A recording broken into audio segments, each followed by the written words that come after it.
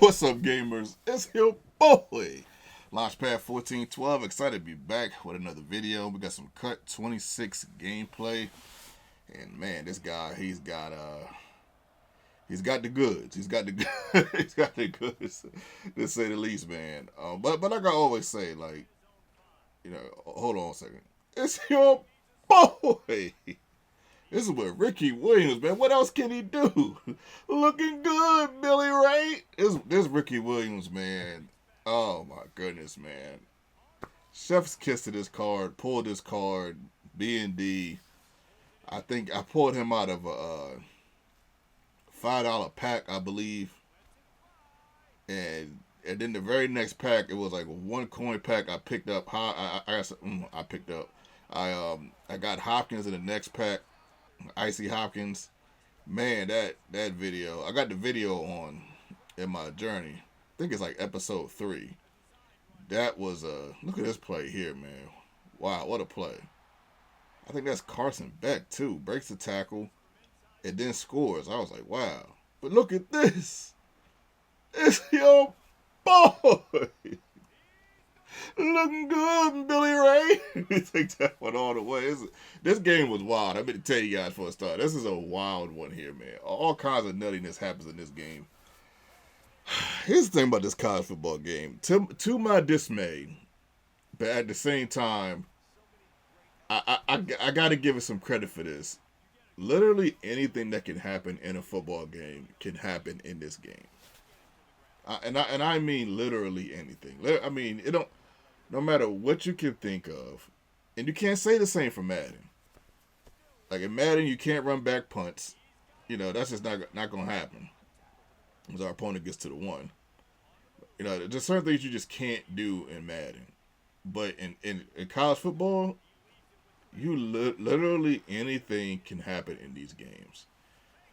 And it's probably why some people are going to throw their game out the window. Like I'm talking about like picking up their whole PS5 and tossing it literally out the window. Look at this, man. It's your boy. Huge play by Ricky Williams. But like I was saying earlier, he's probably got an 86 overall team. I got like an 83, 84 at this juncture. This is before I got, oh my goodness, somebody get him. This is before I got the 88 overall Nicholas Singleton, I'm sorry. 86 to 88, it doesn't matter, man. Look at this.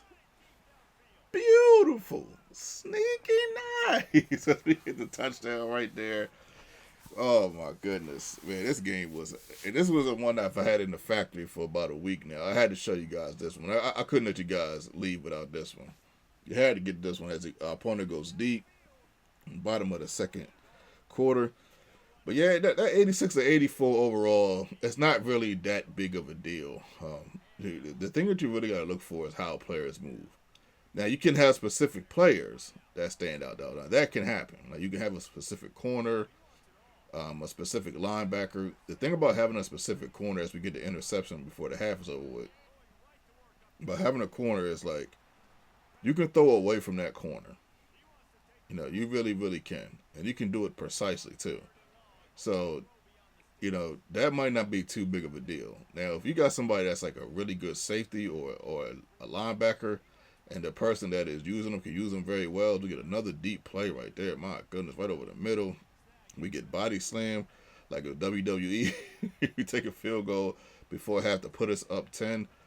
Somewhat of a comfortable lead, but we do understand that our opponent has, some monsters over there. So there's some Godzilla King Kongs over there. So we're not too comfortable, but not too comfortable. But I do think I'm in a point of some sort of dominance. I feel like I'm in a good position to win this game. But yeah, unless you got specific type of players or a quarterback that's just simply amazing. But that quarterback would mostly have to be amazing on his feet versus passing, because that would be harder to stop. But if someone's a good passer, with the right blitz, you can maybe force them to throw a pick. Maybe even fumble. But all in all, the point of this discussion is that 86 to 84 overall is not that much as far as disparity.